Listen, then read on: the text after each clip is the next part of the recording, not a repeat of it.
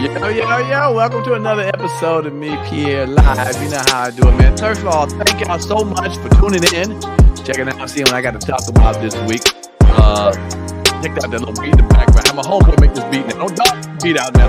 I let y'all dog bad beat out now. They couldn't stand the beat. So I'm saying, we're going to load the vibe. We're going to load the vibe. Yeah, petty, boy. Petty. I like this. But here we go. Keep about right here. We keep about right here. All right, y'all. There it is. Y'all like the new beat? Listen to it. All right, y'all. All right, man. Woo-wee. It's been a couple of weeks. It's been 2 weeks since I've been on this thing, man. Been really, really busy. Been blessed to be working, man. I work a lot, y'all. A whole bunch.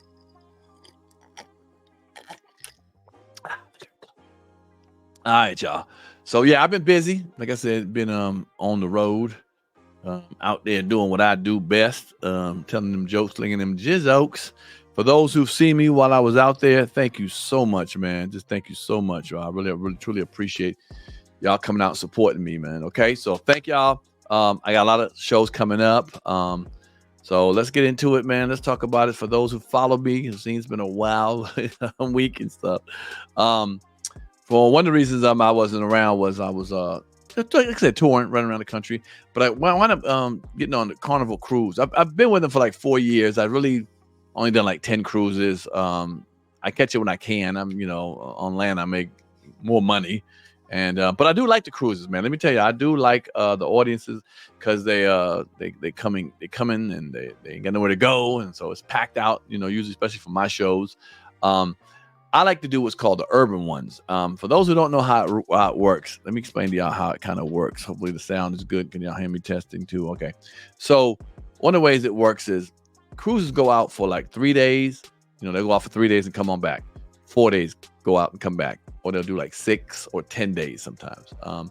Now I realize the 6 and the 10 days is for the older folks, the retirees, the ones that are 70, 80 years old. When they get on the boat, they want to stay on the boat. Okay. They want to stay on the boat forever, 6, 7, 8, 9 days, 10 days. So they don't mind doing that. That's not really my audience, the older fat folks and stuff. I love them. Sometimes I have a good time with it, but that's not right in my wheelhouse. But they're good people, I see a lot of hover rounds and oxygen tanks and so forth. My crowd is a little younger than that. So I normally try to rock out on the shorter cruises, the 3 days or the 4 day cruises. And I normally go out of mostly, mostly the urban cities. Let's just say that much. I go out of New Orleans a lot. I catch the cruises off that. Miami, Galveston, there's a lot of black folks go on those. They like to do the short ones. Black folks don't like to stay on no cruise too long. I guess that Amstar was a little something. And the shipment over was good enough. They're like, damn that, I ain't doing that no more. We doing the 3 or the 4 day cruises. And they come in, man. They come in the energy, man, because they know they ain't gonna be there for 3 days or 4 days, so they ready to party from the rip. You know what I'm saying? Ain't no long thing, ain't no 10-day cruise. It's like, hey, we getting on this, we getting some fun. And those are some of the wildest, best crowds ever, man. My shows be packed out. For those who ever seen me on the cruise, like I said, I've done a couple of them, but who see me on the cruise would tell, man, we have some fun up in there. And with Carnival cruises, one thing I like about that, some people say that other ones give you better treatment, at least as far as the entertainers. But I'll tell you what, there ain't no better crowd than the Carnival cruise crowd. Because they some wild folks, y'all. I mean, they are wild. For those who've been on it, if you've been on it, you know what I'm talking about, especially the short ones. Because, you get a lot of black folks on there and, they're ready to party. They just, they out for just fun, man. And my shows are always packed, sold out, packed out. Can't even get nobody else in them shows. So I love it. You got to have 3 different sets for those who don't know. You got to have 2 adult shows. They got to be half hour apiece. Not the same material, different material, and then 1 family one for 30 minutes. So an hour and a half. And that's what it is. So, you catch my clean one. And it's funny. I always try to invite the people to my clean show. They're like, man, damn that clean one. Where your dirty shit at? I want to come to the adult show. I'm like, all right now. All right. So they love the adult show. So I did that. And so I couldn't get on on here and do this right here because I was on the cruise for I think 4 days. I think it was on a 4 day, went on 4 days. But I had a ball. Thank y'all for that. Then I came home and started working again. Bop. I was, running around. I had to go do a podcast. I had to fly to Atlanta, shoot the podcast. Then I had other shows to do. But I'm finally here. I'm home. I'm glad y'all watching it, man. And let's get into it. So one of the most talked about podcast shows I've had in a long time was the one with Miss Tasha K. For those who don't know it, she's like the gossip queen. She just brings it out. She just talks about everybody. She just, she says how she feels, She is what I call social media. She's interesting. I think she's funny, controversial, and just talks that talk and keeps you interested in her. Some people can't stand her. I know I hate her. I can't stand it. And other, man, she got a following though. She calls them the winos. They love her, man. And I got to respect it. She built a brand. She got a movement going on and it's moving forward. Trust me. You may not like her. This is what it is. Or you love her to death. And she has a lot of folks that love her to death, man. So we sat down and we talked, man. It was easy to get her, man. I really appreciate it. It was smooth selling. She was a big fan of mine, which I didn't know. And I really didn't know nothing about her, except I saw a couple of clips of her before. I was like, who is this girl? Clips will pop up sometimes in my timeline, but I didn't really check up on her. I was just like, And one particular time it popped up. And she would she would say something and talk in front of the camera, and then she would walk off after she said something, like sarcastically, and walk off and then walk back. And I was like, this girl is funny as hell. So I started doing my little investigation about her a little more. And then I hit her up and said, she popped up on the show because she was coming to Atlanta. She said, yes, we made it happen. We sat down and it was one of the funnest interviews I've ever had on my show. People loved it. So if you haven't seen it, check out the Tasha K full episode. Very, very funny. I'm telling you right now, very, very funny. And one thing I like, people said they changed their opinion of her. Some people who didn't like her started liking her a little more. They're like, you know what? She's actually cool, man. I didn't like her at first, man. But, you kind of humanized her, from their point of view. And they started digging her. And it was like, man, I like her now, man. I like her more. I didn't realize she was like that. Because I like to do my shows, for those who watch my podcast, Pierre's Panic Room on YouTube. It's boom. Okay, Pierre's Panic Room. Boom, boom, boom. For those who watch, I try to morph with my guests, and but what I mean by that is the energy they kind of have. I try to roll with it. If they're fun and outgoing, and I'm hanging there with them. I try to bring out the funny in most people, and it seems to work. It's funny how people try to clamor and grit. Certain acts and like, man, she did 2 podcasts already, or he did a podcast. I don't know if I want her now, and I don't want him. But here's my thing. You should be so different as an interviewer, that it doesn't matter who comes on your show if they've done another show before. You should be what people want to see. Like, I want to see how he or she talks with Pierre. I've seen he or she on some other podcasts, but how is she going to handle sitting with Pierre? And that's what I really will go after. You know what I'm saying? Some people love it. Some people love how I do it. And some people don't, and it's okay. If you don't like it, it's okay. I'm not going anywhere. So you need to go somewhere because I'm not going anywhere. This is my style. This is what I like to do. I like to be funny, silly. I like to ask crazy questions, straight up questions, when people are like, oh, you ask her that? You damn right I ask him or her that. It's respectful. And it comes off with comedy, comedy to me. And everybody normally comes on my show really enjoys themselves. In fact, everyone has. They've even hit me back and said, yo, I want to do it again. Let me know. So I think I'm doing the right thing. And for those who support it, I love it. And sometimes what it amazes me on these podcasts, on mine particularly, I used to do comedy hype news, and I'm still going to mess with them. We're still going to, stay in business. I love them over there. They're cool people. We just had to work on something, and once we get it worked out, we good. I'm back on. But one thing I noticed is the comments, man. The people get in the comments and just lose it sometimes, man. And it's amazing how they talk so much toughness in the comments, stuff they would never say in person. Never. I've never had somebody come up to me ready for some smoke or say some ignorant ass shit to me. First of all, it's not going to be what you think it's going to be. I don't run from people and I don't do all that. So if you bring it to me, I'm bringing it back. It's what it is. You let me speak my voice on my platform.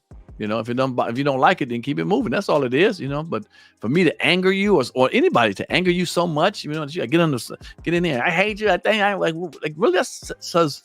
It speaks more volumes of you. You know what I'm saying? It really does. Like, you can't control yourself. No, I can't. I gotta say something bad to you. I hate you. Like, wow, man. You can't control yourself.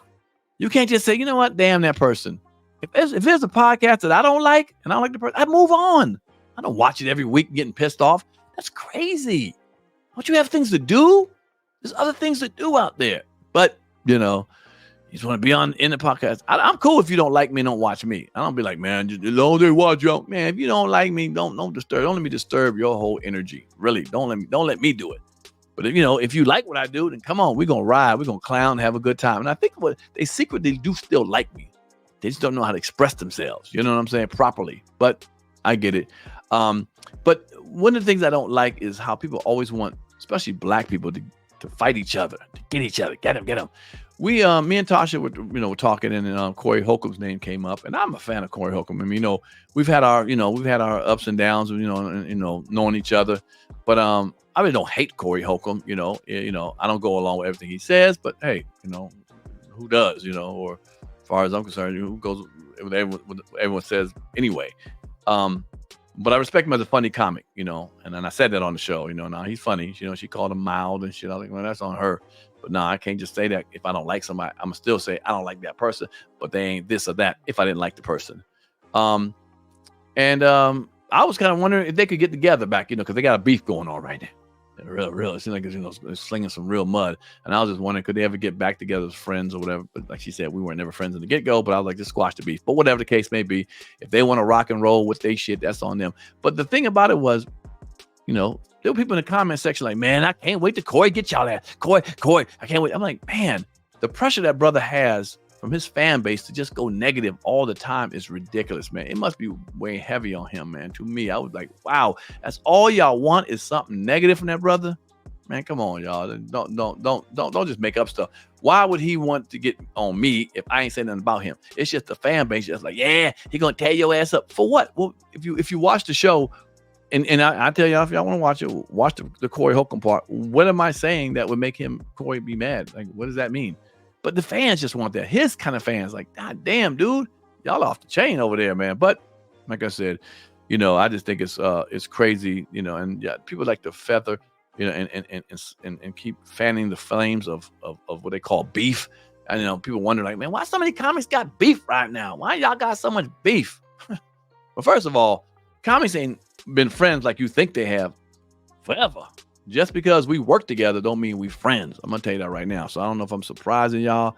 Who's surprised? Who's like, oh shit, y'all not friends? No, everybody's not friends. No different than your coworkers aren't friends. I can walk into your office and you seem like y'all cordial together, but there's people who dislike each other, at the job. I get it. I understand how it works. But people feel like for some reason, comedians, because we're funny and we make people laugh, that we don't have beef amongst each other or don't have some dislike amongst each other. We do. But the crazy thing about it is some people like that. And they like that. They want to fan that shit. Like, yeah, get each other. I guess you're going to be happy until somebody gets seriously hurt or killed. Then you're going to be like, man, y'all got to stop that, man. We got to stop that black on black shit. Man, fuck you. You fan that bullshit on. You cheered it on. And then something happens bad. Now you don't do that. Come on, y'all. Let's get together, work together. Fuck you. You fanned it on. And when you fan it on, shit happens. I mean, now the place to go to run your beef, I guess, is my man, what's his name? Shay Room, the Shay Room, I'm a fan of his too. But it feels like as soon as someone comes on his show, a comic, it's got to be who I'm beefing with. Let's bring it. Ding, ding, ding, ding. Let's go. I guess I understand with the success of Cat Williams, airing out stuff. Everyone feel like that's the air out place. It's like, all right, I hear you. But I don't think I don't think I don't know. I don't know if that's their mission, just to go and air beef out, man. I think Shannon is a humorous guy. I think at heart he's really a good dude, and and I understand he has a platform. He's saying, hey man, just come and talk to me. But you know what it is, Shannon. You know what's about to go down. But I understand because I'm in this thing, man. I understand the beefs and the what things happen behind closed doors that people didn't speak about for a long time. We'd walk past each other, we didn't say nothing, and there were people stabbing each other in the back. There were comedians out there, seriously, a lot at whole different levels, not just the big stars, but the medium ones and the ones underneath that. They were digging each other, boy. They were oof. Because you don't understand how competitive this business is. And it shouldn't be as competitive as it is. But sometimes if you notice, Hollywood only takes one black comic every 5 years or 10 years, and everybody wants to be that comic, and they'll normally do, whatever they can to be that one comic. And I feel like there's no need to be that. Like me, I'm cool. If I don't make it to no other level than this level right here, I don't want already in this world. From where I came from, when I pass away, people are going to see me in movies, TV, videos, whatever. I've left my mark on this world. You know what I'm saying? I don't have to step on people to get on top to the next level. I don't have to do that. That's why you'll never find any mud or smut on my name at all. You won't find it because I'm not that kind of person. Some people can't believe it. Some niggas out there that's mad at mother who don't like me. They fuck you, nigga, you ain't shit. Man, you ain't gonna find no smut on my name because I'm as legit as it come. Think about it. Look at my podcast. I done had 80 guests on my podcast. I mean, damn near 80 guests on my podcast. Celebrities, man. People come in and give me their time. Why do you think they give me their time? Just because they bored that day or that week? Really? The big names I've had on the show? You think that's what it is? No, they respect me, man. Because I've laid out the respect for a long time. You might not know me. You might think, for those who don't like, think you're a corny, light-skinned ass nigga. You ain't shit. I know. But the people in the business know what time it is with me. And that's why you see them show up. That's why you see them sit down and talk with me. Yeah, that's it. Yeah, you heard me. Even during the pandemic, they were coming out because they respect me. I got a lot of fans who respect me and like me, and I really appreciate that. But for the few naysayers, brother, I'm respected by your favorite comedian. Yeah, it is what it is. So, the beef is getting a little old. It's all right to voice your opinion, but it just seems like everybody's just trying for the beef. And my man Corey over there, I just feel like a lot of people are just pushing that thing, man, to just, you got to say something reckless, man. And like I said, he has a brand. I know him. We've talked on the phone. So I know what it is, but people to like incite it, man, I couldn't do it. He's a stronger dude than me because I'd get fucking tired of that shit every week, man. I got to talk shit about people and shit. I'd be like, whoa. But, it is what it is. Then we had my folks, Tasha K. I didn't realize had a beef with T.S. Madison. Y'all know, for those who don't know T.S. Madison, look her up. And they had a beef. And then I got caught in the middle of it because then T.S. Madison went and did her thing on her show and reamed Tasha K a new ass. I'm like, damn, and Tasha K reamed her back. And I said, oh, Lord, get me up out of this. Yeah. Get me up out of this shit right here. Y'all are fucking crazy up in there. So yeah, I was like, oh man, enough of this shit right here for a second. But I wish both of them the best, T.S. Madison and Tasha K, the best. They got their brand, they got their movement, and they're doing their damn thing. Continued success to both of them. There is a lane for that. Some people may not like that. They might not like their lane, but there's a lane and there's a movement and they got a fan base. You ain't got to be their fan. If you don't like them, it is what it is. But people might not like you. I like when people tell me stuff like, man, shut up. Don't do that. Don't do that. People who don't even know me tell me what to do on my show. Don't do that. Don't do that. I hate when you do that. Man, you know what? Maybe I met you. I probably would hate you. I probably say, man, take out them ugly ass shoes. That jacket you got is funky as hell. It's a whack ass, old looking ass jacket. Take it off. And I bet you nobody would do what I asked them to do. Like, what? Fuck you, nigga. It's my jacket. Same way I feel about my show. Fuck you. I'm doing my show my way. Okay? It is what it is.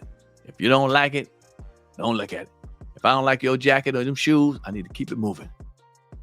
Remember that. All right, let's talk about a couple other things that I'm noticing that's kind of crazy. Let's talk about some stuff. And the reason a lot of this beef is happening too, I was thinking about this, is right now as a people, we are going through some angry and some anxiety and stressful times, man. Really stressful times, man. When I was just looking at some stuff about like the housing market and the job market, the problem is everything is shooting up but your income. That's one of the major problems. Housing is costing more, food and gas, but your income is not. I heard the shit done raised up 30%, 30 or 60%, in like since the pandemic prices, but the paycheck hasn't went up 30% or 60%, whatever. I forgot the number exactly. And that's a stressful thing. Can you imagine now if you making, I'm just making a number up. If you making $1,000 a week. You know, you're out here making $1,000 a week, and you know you used to spend $600 a week. You know what I'm saying? Or $500 a week. Now you got to spend, $700 a week, or $800 a week, $300 more than you would. Now you only have $200 to play with per week. That puts a little pressure on you, man, with doing certain things. So, and when people aren't able to do their vices, smoking, drinking, whatever it could be, partying, whatever it could be, you feel like your life is not really worth living, man. If you're just going into work to make a paycheck to come home, to go to work to make a paycheck to come home, and you can't even afford a little drink, or go to the bar, or go to a concert or something like that, or a little smoke or whatever, man, you feel like, man, this is bullshit. This life is not worth it. This is some BS. You know what I'm saying? Like, damn.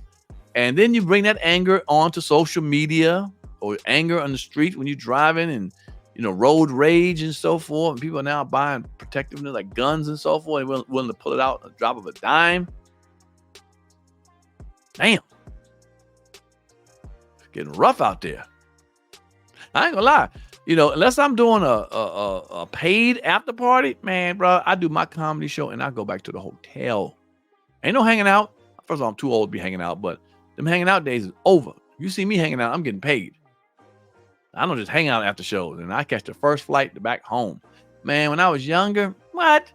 I would lay around in a city for the next day, go eat lunch, breakfast, catch me a late flight. I go to after party. I was hanging. Like 3 niggas in front of a liquor store, just hanging. But now, man, it's too much, man. The violence, if y'all live in like a major city, you see what it is. These young boys are blasting, blah, blah, blah. They ain't even just shooting like it's crazy. Just shooting like it's crazy. I don't know, man. I don't even know how to end that one right there. The shooting thing. Oh. You know what I'm saying? I have no idea. How we going? I don't know, man. Is it so? I don't want to say it's so far gone, it's lost. Because, then we got to save these young kids, man. But I don't know what to do. I don't know. I just don't know what to do. I mean, I don't like to tell parents what to do because they're like, I got my kid. One of the things I feel like if your kid does a crime with a weapon, you should suffer something. You should go to jail too, or have work. Like if your kid shoots somebody, yes, you heard me. If your teenage boy or whatever boy shoots somebody, kills somebody, part of the gang, whatever, you should go, and they go into jail, you should do 6 months of weekend community service. Yes, because you should have known your kid had a gun or whatever. And if you say, I don't know, I don't care. You should know. Well, I don't give a damn. Start watching your kids know. The problem is you don't give a damn. Little Ray say, I'm going out the house at 8 o'clock, and he come home at 4 a.m. You don't say shit. Ain't doing what he got to do out there. Yeah, if he murders somebody, then your ass is should be responsible, somewhat. And if you don't see his videos, I'm so tired of seeing all these kids, these young boys on the video with their guns, and then beaming the guns and the red beams on it. I kill a nigga, I shoot a nigga, and none of the parents know who these kids are. They don't know that your son's doing a video and have no idea. Well, you know what? Maybe you should look into your son's or daughter's lives a little tighter. Because if they kill somebody, I want your ass 6 months every Saturday and Sunday for the next 6 months. You cleaning up something. You either do jail time or you out there picking up shit. You heard what I said. 6 months, at least 6 months. You out here murdering somebody. You have no idea your kid has a gun in his bedroom. You scared. You scared to check his bedroom. A mother, I can almost understand. I'm not saying giving her rights, but father, if your father's in the house and you don't know your son has a gun, man, get on with that shit, dude. So I'm tired of these parents being able to say, hey, I ain't got nothing to do with it. I ain't know you. Man, kill that noise. It's time for parents to find out what their kids are doing. And if your kid won't come home at 10 o'clock at night because you gave him a curfew, then lock his ass out. And I know somebody said, well, what are they going to do? Well, we'll have to find out. We got to work out something, put them in a detention home or something. We got to build some more. And if they don't come home on time, because, I understand the police would be like, then you should tell the police. You say, look, my son doesn't come home anymore. If you guys don't do something help me out, and he kills somebody, then that's on y'all too. The police are responsible too. For real. We got, as a community, we all got to rise together and get this done, man. Because I feel bad for these young kids who are terrified, and some of them getting killed. Some of them don't, some of them get bullied into that shit, man. I am so happy that I came through the 90s, man. Woo, the 70s and 90s, man, and was able to make it through, man, and not get killed. I got shot 3 times, but I'm here. But it wasn't, whatever, lesson learned. But yeah, man, I think right now we're going through a lot, man, as a society, man, especially a black, society. We're going through a lot, man. We got to fix it together, man. We got to fix it, man. We got to fix it. It's going to be something that, this is what it is, Speaking of like relationships, I got a lot of my friends who are over 40 who are single. There's a lot of single people over 40. I'm gonna be honest. If you over 40, you're 50s, whatever, the chances you finding somebody is slim to none. You heard me. You heard the hell I just said. Slim to none. One reason is we're not as attractive as we were before. When you're in your 20s and 30s, it is what it is. Put on some weight, men and women. You're just not looking like, somebody want to be with you. Now, if you're out there in the gym working it out at that age and you're 40 to 50, kudos to you. I ain't mad at you. Out here looking sexy still at 40 and 50 years old. But if you just said, fuck it, I'm tired, I don't care. I got the job. I go to the job. I come home. I eat. I give my kids some stuff. I'm going back to work in the morning. I ain't doing nothing. You ain't working out. You ain't eating healthy. None of that kind of stuff. Your chances of finding somebody is slim. And get slimmer every year. Yeah. Talking about you. So, then you get set in your ways. Then you hear a lot of what I ain't gonna do. But yeah, what you ain't gonna do is find somebody. That's what you ain't gonna do. Yeah, what I ain't gonna do. I ain't gonna do. And he ain't gonna. And she ain't gonna. Okay, you going. He ain't and she ain't till your ass in the grave by yourself. And see, everybody's okay as long as the baby's in the house. My little 13-year-old babies, my little 50-year-old son, my little 6-year-old daughter. That's all cute. Yeah, you holding the hell on to them because that's the only person, the energy you have in your house. But one day, they gonna leave. Oh yeah, you get real. Trust me, I've been through it. I've seen sisters. They ain't give me much time and shit until they motherfucking kids left. And it's like, whoa, now you want to call? Well, hey, yeah, you heard me. The shit gets kind of spooky. A man being by himself, it ain't that great either, but it's better than a woman. At least a man can be he's not fearing being in his house by himself. He can cut the grass. He can work on stuff, plumbing and whatever the shit can go wrong. But a woman living by herself, especially if she has a house, I'm talking to you. Yeah, you. Yeah. You might have your daughter and son in the house right now, but they're going to be gone one day. And it's going to be ugly. The depression going to be a mofo. That's when you beg your daughter to come over. Come see mama more often, your son. You don't see your mama no more. Mama, I got a girlfriend. I'm dating them. You don't see your mama no more. You're begging for them to come back. Yeah. Because you ain't got nobody. And the way you cure that is how you acting right now. You need to change that shit up. Yeah, all that I ain't going to and I ain't going to and I ain't going, he ain't going to and she ain't going to. You need to change that up. You need to think, is all that I ain't going to, is that really worth it? Because anybody who's been in a marriage and who's in a marriage now, been through a lot of I ain't going, he ain't going, and they dealt with it. Now remember, you starting from scratch. So you can say I ain't going to, okay. Trust me, I've seen them. I've seen these women. God bless them. I've seen them. And these dudes. So I need y'all to lighten up. Because after 40, it gets rough. Prince Charming ain't coming. The dude on the white horse ain't coming. You're going to deal with a little something to be with somebody.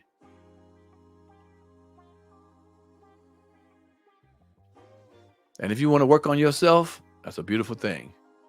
But let's snap up. Let's get quickly with it. All this working on myself for the next 15 years, that ain't gonna work. Okay? You need to speed up that, accelerate that program. That working on myself. Yeah. all I'm saying. Because I love seeing couples. I love seeing people together. Now, what I'm going to tell you what I don't like. And I got a lot of friends like that. I got a lot of friends who are married and miserable. You heard what I said. Married and miserable. You might be one of them right now watching the show. People say, oh my God, congratulations, y'all been together for 17 years or 25 years. But they miserable. They hanging in there because they figure they ain't got nowhere else to go. Trust me. I know what I'm talking about. A lot of them just stuck. Shit. I put this. Yeah, you love the person. But you know, I got comedian friends of mine. Not as much now because I don't hang out with the same kind of, folks and what I used to, but they used to they was married, and as soon as they got on the road, they was fucking with someone else or running around with someone else. Yeah. They wasn't happy at home. Wife a little too big, a little too thick. Yeah, you heard what I said, ladies. He's a little thick.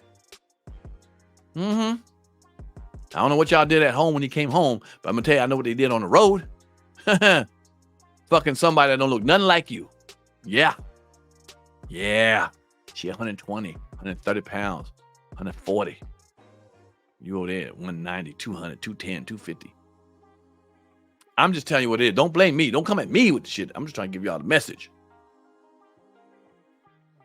You know men are very physical, visual. So ladies, if you're gaining weight, get your ass to the gym. Start eating healthy. Not even just for him, but for yourself too. Yes, find the time. Find the time. Yes, it won't guarantee that nigga won't do nothing fucked up, but I'm telling you, it lessens the chances of him doing something. That's it. Now, you can fight against that if you want to say, because you want to be big and don't give a fuck. That's why you argue. I don't get, he ain't gonna do shit anyway. He's still gonna do. Well, then you just want to be big. That's all. You want to be unhealthy or whatever the case may be. Eat what you want to eat. That's all. You just want to do that. That's just your excuse for that. Yeah, you heard me. And don't give me that. Well, he fat, dude. He fat. Y'all look at men differently. If a man's a solid guy and chunky, make a good living and take care of home, you bypass it as much. Ladies, you could be a motherfucking queen of an island. Your ass is too big, nigga out there cheating. I'm going to tell you one more time. I'm not saying it doesn't happen because I've seen guys with nice wives fuck around too. But you lessen the chance. That's all I'm saying. That's all I'm saying. It's like putting on a seatbelt. You ain't guaranteed to live in that crash, but you lessen the chance of getting killed in that crash. So you put that seatbelt on. Maybe I'm too real. Sometimes I'm too real. Speaking of something that's too real, did y'all see that thing? Not thing, but the situation.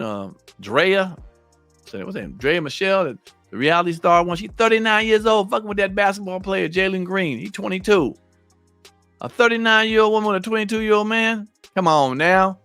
I know what y'all saying. Men do that, dude. They even the younger. Okay, I know. It's a little different when it switches around. We know what it is. Because women normally are 5 years more mature, and men are normally 5 years under mature. That's why a 10-year gap between ages. If a girl is 30 and the guy is 40, they're pretty much on the same path, because he's really 35 mentally and acting, and she acts like she's 35. So it kind of meets right in the middle, 35 and 35. But when you're the other way around, so he probably acting like he about 18 years old, and she act like she about 45. Look at that gap. Damn near his grandma. Depends on what city, in West Virginia. It could be that. Yeah. But damn, and someone said they're already co-parenting. Hold up, you just got pregnant and you're co-parenting. What in the shit? The shit's over already? Was it over after the nut? Skeet, skeet, gotta go. Skeet, skeet, gotta go. Skeet, skeet, gotta go. And this young brother, I don't follow his basketball career, so I don't know how dope he is. I'm quite sure he's pretty good. He made it to the NBA. But how long is he going to be around being dope? Because we've seen them stories.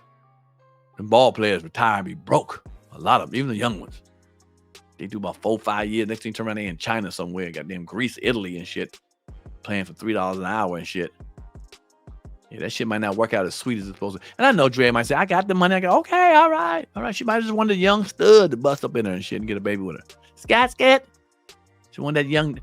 I just can't imagine. Well, I guess what am I thinking? I don't know what to think no more. But a 39-year-old talking to a 17-year-old somewhere. 27-year-old. 22-year-old. Damn. Dre got that nigga mentality and shit. She like a man and shit. She want that young thing. That nigga was beating a Raw 2 player. Damn, homie. Raw dog. That Raw dog gonna cost you 18 years. 18 years, player. Player. She might make some money right now. But about 6 years from now, that $30,000, I don't know how much she's gonna get.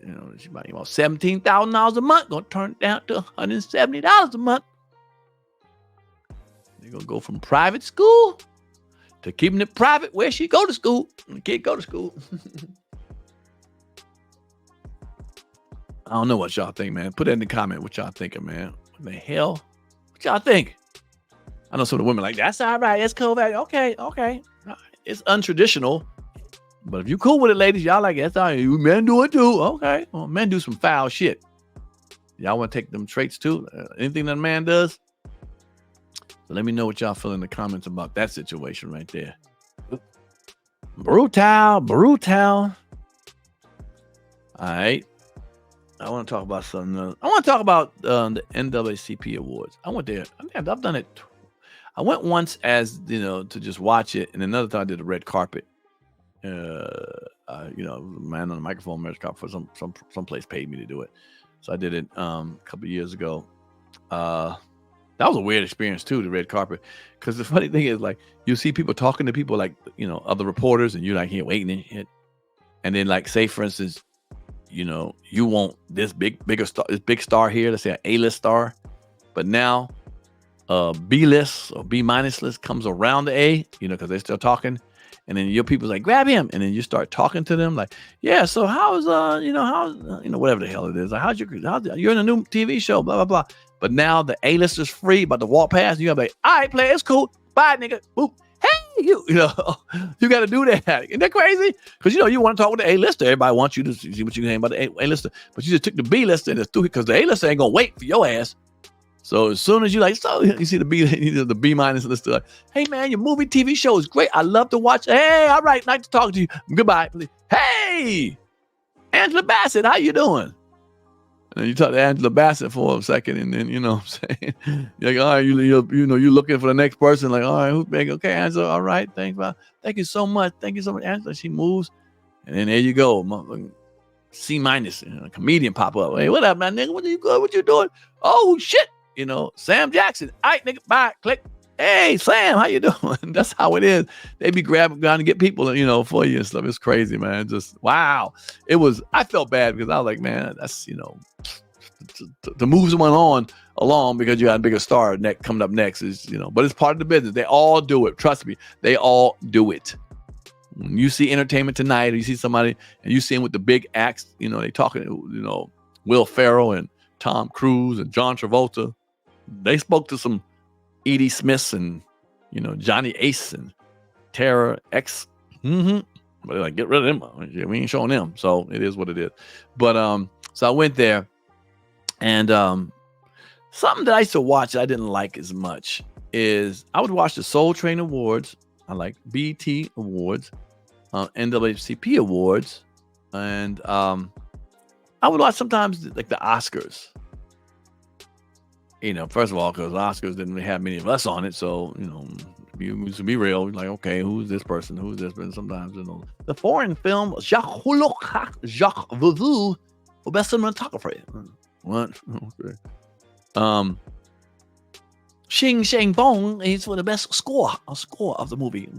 Okay. And you would never really see that many black people. Remember they had the whole thing Oscar so white. But one thing I didn't like was when black people won the Oscars, they would cry. A lot of them get emotional winning the Oscar. Get an Oscar. Hold on a second. Judy. Come on, Judy, get up.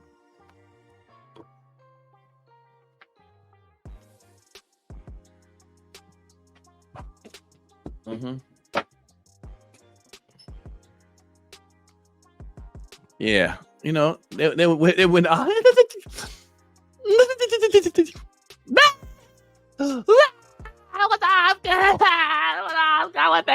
the world. Don't get me wrong. Nothing wrong with winning an Oscar. There's nothing wrong with showing your emotion when you win an Oscar.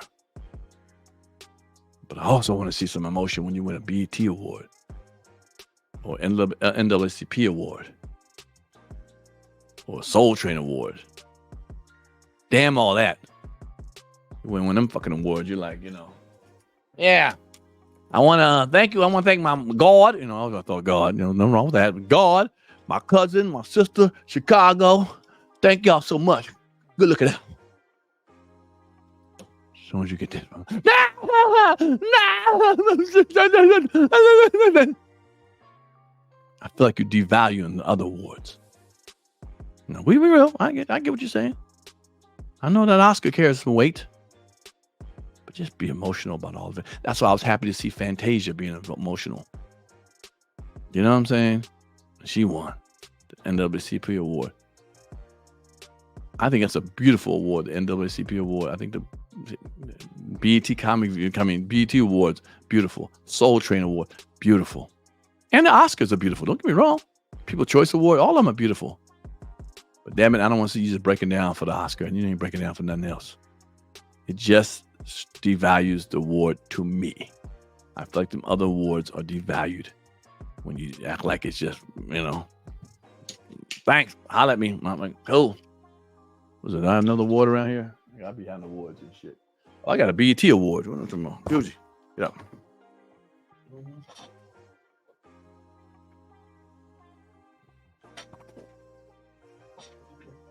Yeah. Yeah, I don't want to hear that. I don't want to hear this. I don't want to hear this. Yo, good looking out. This award was cool, y'all. Good looking out, y'all. My mom, I want to thank God, first of all. I know I'm fucking bitches in the back, but I want to thank God. I want to thank God. I want to thank my cousin. I want to thank my, you know, the director. I want to holler at the co-stars and everybody like that. Good looking out.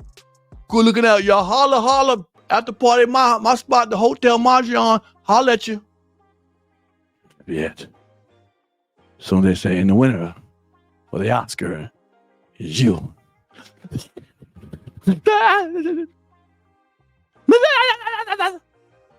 What? What happened when you won this? You know, what no tears for this.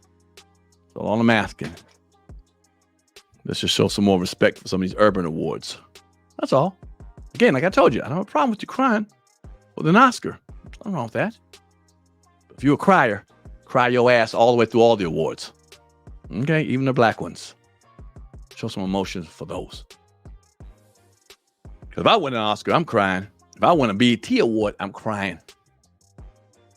But now on, I'm winning, yeah. And the struggle is real because I understand that I get the struggle and acknowledgement. I get it. Shit, it's major. But to me, and I'm being honest with you, to me, all the awards mean the same to me. I'm acknowledged by some people. They felt that my performance was better than some other people, which is just their opinion. I don't walk around thinking I'm the best actor, the best comedian. I just figure, hey, I won an award because some people thought I was better than the rest of them, which is, you know, they made a competition and I was voted for it. But I'm so thankful for anything and any awards I get, even accolades, even people here, accolades. Even here, when people say they like what I do, when I'm walking down the street and people say, yo, man, I like Pierre's Panic Room. I like your podcast, dude. I'm loving what you're saying, what you're doing. That means so much to me. If you ever say that to me, you see how grateful I am, because I really am grateful. Ain't no humble, fake humble. I appreciate it because you could watch someone else. You don't have to be watching this right now. You could be watching someone else. But the fact you took your time out to watch me and you enjoy what I do and enjoy it enough to express it when you see me, I'm humbled and thankful for that. I really am. Truly, I am. So I want to thank y'all for even spending this time with me, sitting down here watching this, man. I'm going to try to keep this thing going every week, bring up some topics. I'm a little mad because I had I was kind of slipping on this show here because my ass had shit like, you know, and I talked about Dre. I should have put the Dre up there. Boom. But then I slipped on that. You know what I'm saying? You know, we had her, Fantasia crying. You know what I'm saying? For winning, you know. So we had it all the way through. So I slipped on. I'm trying to get better. I'm trying to get better. Trying to do it all at one time. So I want to thank y'all so much. But I got a little more couple things to talk about. I came up with an idea. Recently, me and Terry J. Vaughn, the talented, fabulous Terry J. Vaughn, did my podcast, and people love the chemistry. And I was, you know, pretty cool with it. You know, I've seen her around in Hollywood, but I never really talked to her. And we had a chance to sit down and, you know, go over her career, and it was really lovely. And she was really open and funny, and people really saw that and noticed it and dug it. It was like, man, y'all cool together. So I was sitting home one day. I was like, you know, we should do something. I think she mentioned it too. I said, think of something. So I came up with an idea to do a monthly podcast. But it's a little different, where we sit down on a couch and we basically talk for the first 5 minutes about what she's been doing for the last month and I've been doing for the last month. We can clown it and talk about it. And then we have 5 questions that we want to talk about, any kind of topics. It can be relationships, like kind of what I'm doing here, something in the show business or whatever. And we, you know, we sat down. That's what it kind of looked like. I came up with it. Right now, the name is called the Just Catching Up Podcast. You know, we'll find another name. If you guys vote for another name for me and her. But the chemistry was dope. You see how we are right there, sitting there on the couch and just had it. And we'll put some people, like, you know, we'll zoom somebody in to this, you know, to the monitor in the back when we have it. She has a lot of celebrity friends. I have a lot of celebrity friends, so we can zoom some people in or have them sit on the couch and talk. So we're going to have the first episode drop. No zooming and nothing like that, just our chemistry together. It should drop in a couple of weeks. I hope y'all peep it out, check it out and see what it is. It was fun. You know, she's very open. I think we have a great chemistry. So we'll see how it goes. And if it works out, then we'll continue to do more, you know, and we'll roll like that. So yeah. Also I'll be, also this week we got my man, if you know from Notorious B.I.G., the actor, rapper, businessman, you know, Gravy, Jamal Woodard, very talented individual, very interesting what he was talking about on the show. You know, the boy has been doing a whole bunch, man. He's done a whole bunch. So if you want to check out his episode, you know, it's dropping this week. It's on this week. Check it out. But also we had a firestorm with this young lady, Tasha K. Like I said, she's on tour. Check her out, you know, some tour dates of hers. She's all over the country. I went to see her that night after we taped, and sold out 2 shows at the at the Uptown Comedy Club in Atlanta. And her fans was out there. They were ravaging, boy. They were coming for her, man. I mean, as far as, you know, showing her love and everything. So I think her tour is going to really do some big numbers. So if you're one of her fans, come check out. Those are some of the dates right there that she's on, doing her daggone thing, man. So check out her if you want to at TashaKOnStage.com. Check it out there. But like I said, here's some dates right there. I'm never a hater. You know, I'm always trying to, you know, help promote other people as they help promote me. You know, she did me a solid by coming and sitting down with me. So I really appreciate that she did that. I got some tour dates. You know, my ass is running around the country too. Like I said, for those who always watch me, please, you know, keep on supporting me this week. I got coming up. I'll be in Virginia. Very funny, you know, Chris Thomas, DC legend. Chris Thomas from Rap City. My man Kevin Anthony, been around, also a DC legend. So we doing that a comedy show in Virginia at a hotel in Arlington. So check it out if you're in the Virginia area. But I'm also going to pop up myself in Atlanta, Hotlanta. That's right. I'll be there. Check me out at the Uptown Comedy Club. They always show me love. Atlanta always shows me love. So if you're in the Atlanta area, come holler at your boy. You know, I'll be there doing my thing. Just, you know, just another fantastic situation. I'm so blessed to be working all the time. My phone rings all the time, man, all the time. People want to hire me, and I'm so grateful and thankful, y'all. You know, I've been in it a long time, man, and I don't have a manager or agent. You know, I just, you know, well, you know, I have people who I can call on to handle the business for me if I need it. But, you know, as an everyday person like that, I don't have that. I just have good people around me, man. There's a lot of good people around me. And like I said, my phone always rings. Whenever I come up with ideas, it's always popping. People, I can make it happen. I'm shooting my special. I'm going to shoot a comedy special in Maryland on April 20th in a very intimate place. I'm really excited about that. So if you're in the Rockville, Maryland area or the DMV area, you want to come, I'll be, you know, check my page. I'm going to put out, you know, the information soon. And let me tell you, it's a very intimate place. talking about like 80 seats, man. You know what I'm saying? I'm doing 2 shows. So don't sit there and lag when I tell you, hey, go to Eventbrite and get your tickets. Get them. Once it's sold out, sold out, I can't just overpack it because we got cameras and shit in there. So man, give me another seat. Let me stand over here. No, sir. You'll be in the way of the camera. So it's going to be what it is, the seating, and I have another team that's going to help promote it over in Rock. Get some black folks from that area, some brothers and sisters that live in Rockville area. But the DMV going to be on fire. I'm excited. It's April 20th. It's a Saturday. I'm doing 2 shows, shooting my special. So come through. I will let you know. Follow me on Comic Pierre on Instagram. I'll put the flyer up as soon as the flyer up. When you see it, please get the tickets. I mean, if you want to come, if you wait a week or 2 or 3 and it's sold out, there's no P. Let me come on, man, help me. I'll give, bro. It's a business, it's sold out. So I would love to see y'all there, man. It's titled Guarantee, and the word rant, RANT, is gonna be capitalized. I'm up there ranting about a lot of stuff that pissing me off, that we need to change and put some humor to it. But about religion, politics, relationships, man. Oh, you name it, man. Just a lot of stuff, in the culture I want to talk about. I'm excited again, and I'm thankful for you guys who give me an opportunity to do this, man, because y'all support it and watch it, man. So I like the fact that y'all watch my stuff. Continue to please support me. All right. Don't forget to catch me on some of these situations, my podcast.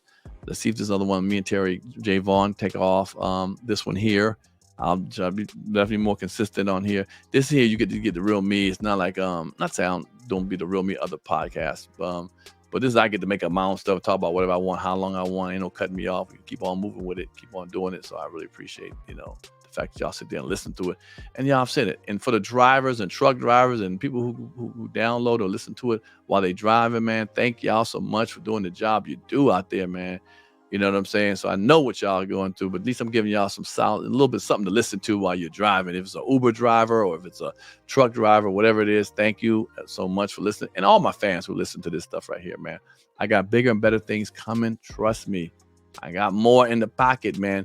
And for those who are, who've been, really, really supporting my movies, man, I want to thank y'all. Like that right there, Slice on Tubi, Slice 1 and 2. Part 2 is out already right now. So you can watch part 1, part 2. The first month it went bananas, man. People were watching left and right. Part 1, so everybody got that, and part 2 is out now. So people have been watching that, man. So I want to thank y'all for doing that. Again, go to Tubi, put up Slice 1, and you see Slice 2 posted too. Slice 3 is dropping also, and the reviews have been really, really good, man. I was kind of not saying nervous. You never know what people feel, but my movies is got a little twist to them, and it's got flashbacks, and you don't know who the killer is, and you pull a mask off like Scooby-Doo. Like, hell nah, that's who the killer is. So I thought that would be kind of interesting. And then we do bloopers at the end. So it's really, I think you get a lot in a little low-budget movie. We shot that thing in 9 days, one in 10 days, and one in 11 days. We were getting it in. Shout out to my crew and cast, man. They came through, man. We worked our behinds off, man. I don't know if you understand, to shoot a movie in 9 days and 10 days and 11 days, when movies take months and months to shoot. We had one time a scene, we had an office, to use. We had 1 day to shoot it. We had 17 pages to shoot in 1 day. Let me explain to you. You said 17 pages. What that mean? Normal movies take between 2 to 3 pages a day. One more time. 2 to 3 pages a day. I shot 17 pages. Me and my crew and cast, 17 pages. Because we only had a place, like we was using this place, I think it was a Red Cross Center or something like that. No, it was a Red Cross, Americans. Whatever, it was some kind of building, professional building we only had on a Sunday. So we had to help shoot everything we could that day, and we got it done. So when you see part 2, just realize all that stuff you seen in the office scene, all that office stuff, pulling up, leaving in the office, done in 1 day. 1 day. So again, thank y'all again, man, for sitting here watching with me and, watching this, listening to this, wherever you at, man. Again, thank you so much for the support. Leave the comments, man. I like to read the comments. I even answer the comments sometimes. So if you want to comment, and I'll talk to you back, man. Again, thank you so much. Support some of the stuff that I'm doing as far as on the road to concerts, and any comedian, man, in any black comedy club, man. Support it. We need y'all very much. We do really, really need y'all, man. And we can't do it without y'all. So again, thank y'all so much, man. And again, thank you for supporting Pierre Live. There it is. Oh yeah, yeah. This the new, damn y'all, this going to be the new beat. This the new beat. Yes, it is. Jovi, he made that beat for me. Come on, y'all.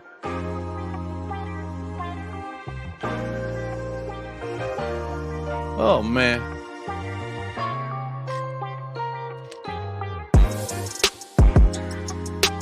Oh, yeah. I go to sleep, y'all. I'm out.